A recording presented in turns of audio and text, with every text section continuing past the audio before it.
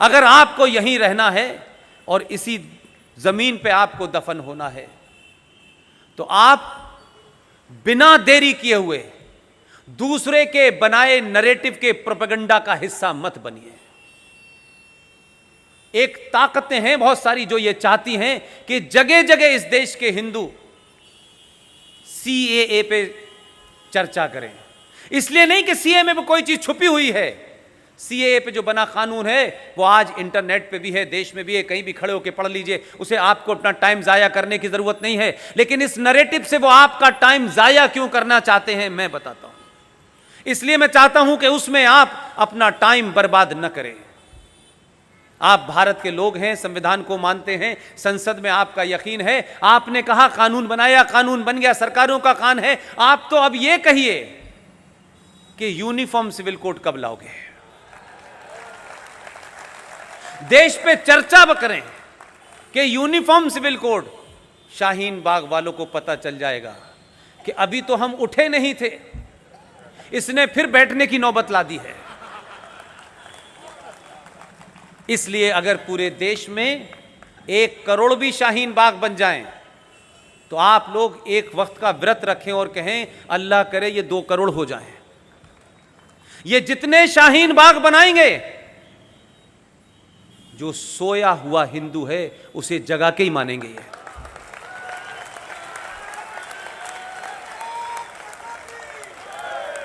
इतना करोड़ों रुपया विज्ञापन करके सोए हुए हिंदुओं को नहीं पता चलता कि उसने दुनिया भर के हिंदुओं के लिए पहली बार कोई काम किया है। यह सीएए क्या है? यह सीएए ने पहली बार इस्लामिक कानून को चैलेंज किया है। यह जो उम्मा का कंसेप्ट है, जिसके लिए पड़ोस का अच्छा खासा क्रिकेटर था, टेलीविजन पे बेचारा रोज रोता है, ठीक ठाक खेल वेल लेता था, वर्ल्ड कप भी जीता था, सब पे पानी फेर दिया बेचारे ने।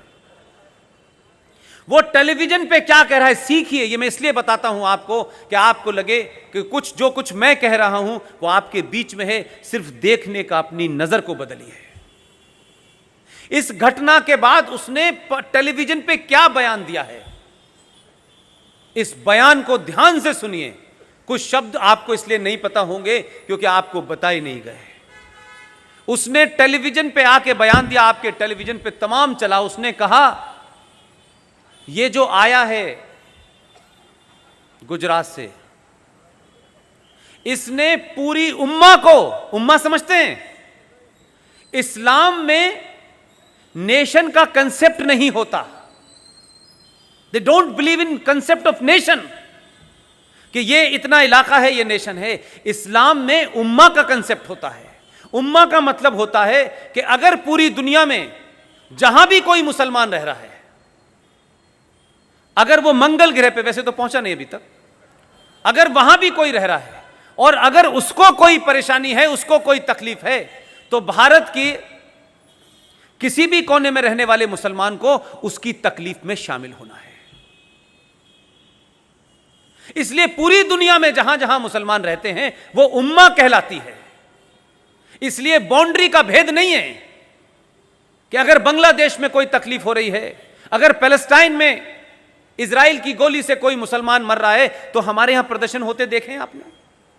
ये उम्मा के कंसेप्ट के कारण होते हैं कि पूरी दुनिया का मुसलमान एक अपने आप में नेशन है, कोई बाउंड्री नहीं है उसकी। वो कह रहा है टेलीविजन पे कि इस आदमी ने हमारी उम्मा को, यानी हमारे इस्लामिक देशों को, ऐसा व्यापार में फंसाया है कि वो टूट गई है और हमारा साथ नहीं दे रही है। कह रहा है उम्मा हमारा साथ नहीं दे रही है।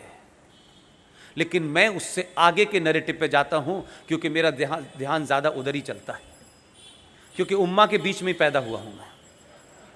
मेरी सोच भी उसी अंदाज की है, इसलिए मैं आपको बेहतर तरीके से शायद कन्वे कर पाता हूं। उसने माना कि इसने उम्मा को तोड़ दिया है। आज इस्लामिक देश इसको वहां का सर्वोच्च सम्मान दे रहे हैं। लेकिन मेरा कहना यह है कि हम हिंदुओं में, सनातनियों में, हमारी तो मानसिकता यह है कि पड़ोसी का घर जलता है तो हम ये कहते हैं हमें क्या फर्क पड़ता है, हमारा तो नहीं जल रहा।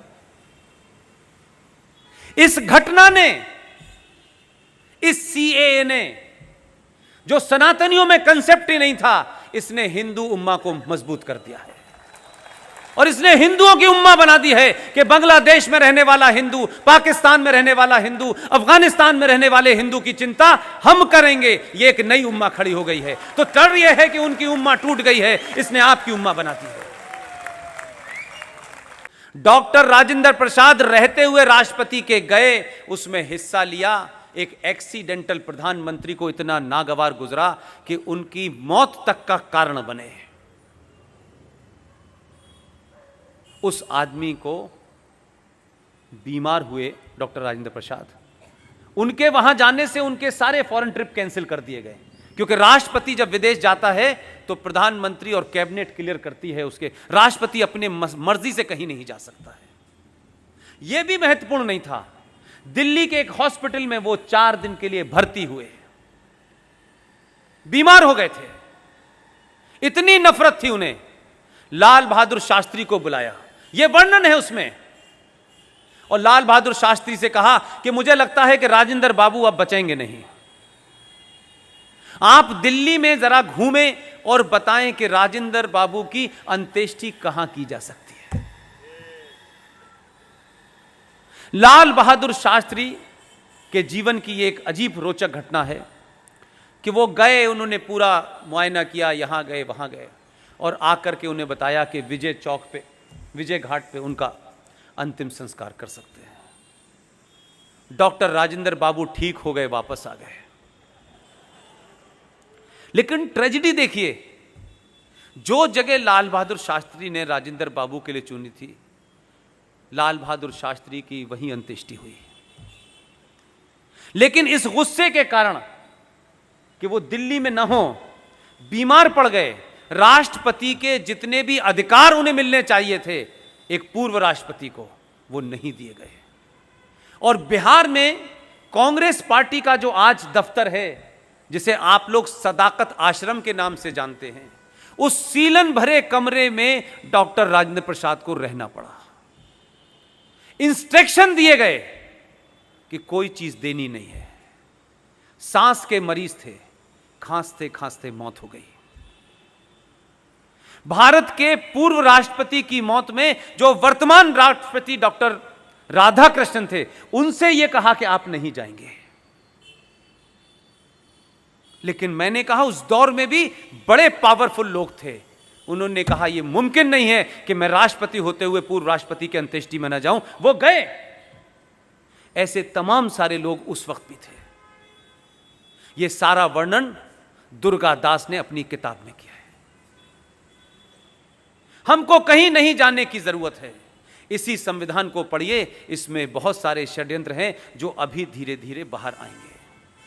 लेकिन आप यानी ये समाज इस गलतफहमी से बाहर आ जाए कि अभी तो 4 साल हैं। ये 4 साल नहीं है, ये 4 घंटे का समय है आपके पास। इस गफलत में मत रहिएगा कि हो जाएगा। ध्यान रखिएगा, 1000 साल के बाद उनको सनातनियों की ताकत का अंदाजा हुआ है। उनको एहसास हो गया है कि राजा दाहिर सेन के बाद जो सिंध का राजा था, जो पाकिस्तान चला गया, सिंध, राजा दाहिर को किसने मारा, यह पूरी कहानी है। राजा दाहिर सेन के बाद भारत की धरती के ऊपर 2014 में पहला हिंदू राजा आया है। मैं ये कहने से नहीं शर्माता। वो हिंदू राजा इसलिए है कि उसने हिंदू होते हुए जो सनातन से कनेक्टेड है, हर वही काम कर रहा है जो भारत के संविधान में है। इसलिए भारत की धरती पर, लोकतांत्रिक और रिपब्लिक धरती के ऊपर जो एक इस्लामिक राज्य को बसा दिया गया था, उसने पहली फुर्सत में उसे कुचल दिया है। ये ताकतें जो पूरे देश में सवाल खड़े कर रही हैं, जो नारे लगा रही हैं हम जिना वाली आजादी चाहते हैं, पाकिस्तान से रिश्ता क्या, ला इलाहा इल्लल्लाह, जो याकूब मेनन की नारे लगा रहे हैं, जो दुनिया भर में वहां की औरतें जिन्हें आप कहते हैं ये बेचारी बुजुर्ग महिलाएं हैं, बुजुर्ग कोई भी हो, बुजुर्ग